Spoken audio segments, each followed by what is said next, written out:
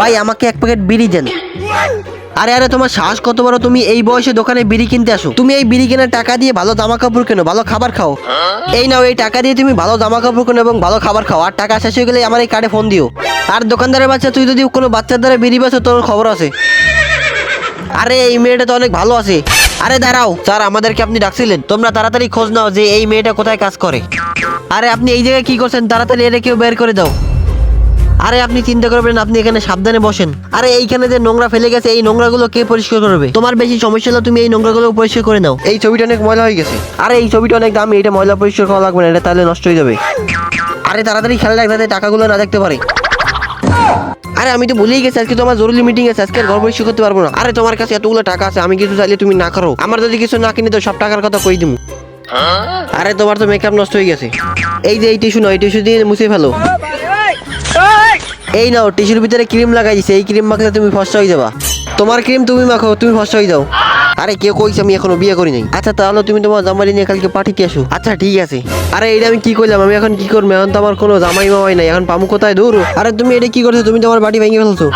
এখন তুমি আমার বাড়ি ঠিক করে দাও, আর নাহলে আমার নতুন বাড়ি কেনার টাকা দাও। আরে এই তো এখন একটা বুদ্ধি পাইছি। আচ্ছা তোমার এই বাড়ির দাম কত?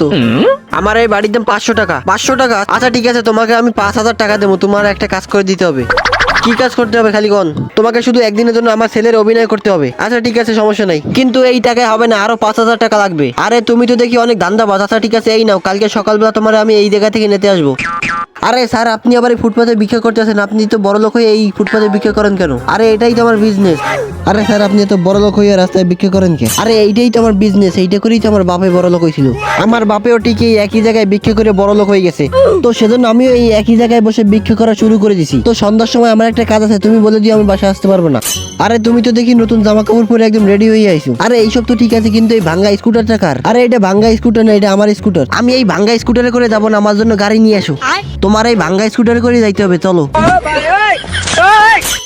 আরে অনেক দেরি হয়ে গেছে, কিন্তু এখনো তো মিনি আসে নাই, মনে হয় আজকে আসবে না। আরে ও দেখো কোন মনে হয় গরিবকে বিয়ে করছে, সে মনে হয় আজকে আসতে দিবে না।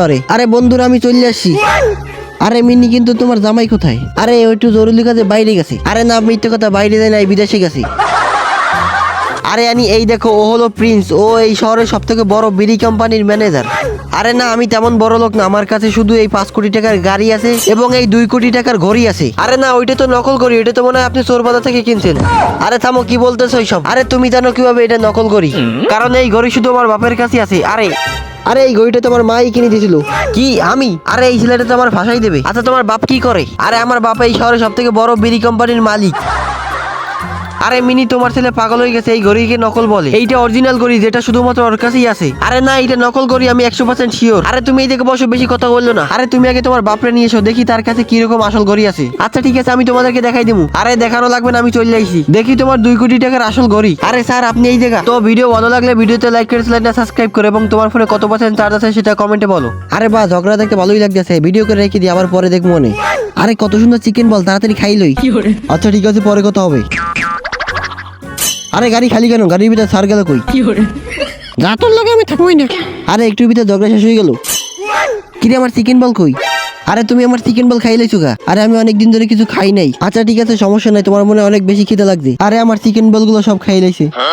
আচ্ছা তোমার কি অনেক বেশি খিদে লাগছে? আচ্ছা ঠিক আছে, তাহলে তুমি আমার সাথে চলো। আরে চলো চলো, ভয় নাই, আমি এই অফিসে কাজ করি। আরে তুমি এইটা কারে নিয়ে আইছো অফিসের ভিতরে? এত ময়লা কাপড় পরে অফিসের ভিতরে ঢুকছে কে? আরে এই ছেলেটা অনেকদিন ধরে কিছু খায় নাই, সেজন্য আমি আর অফিসের ভিতরে নিয়ে আইছি। আরে তোমার সাহস করতে পারো, তুমি এই ভিখারিদের অফিসের ভিতরে নিয়ে আইছো? আরে এই জায়গায় কি হইতেছে? আরে আনি কেমন আছো? তুমি না প্রমোশন চাইছিলে, এই নাও, তোমারে প্রমোশন করে দিলাম।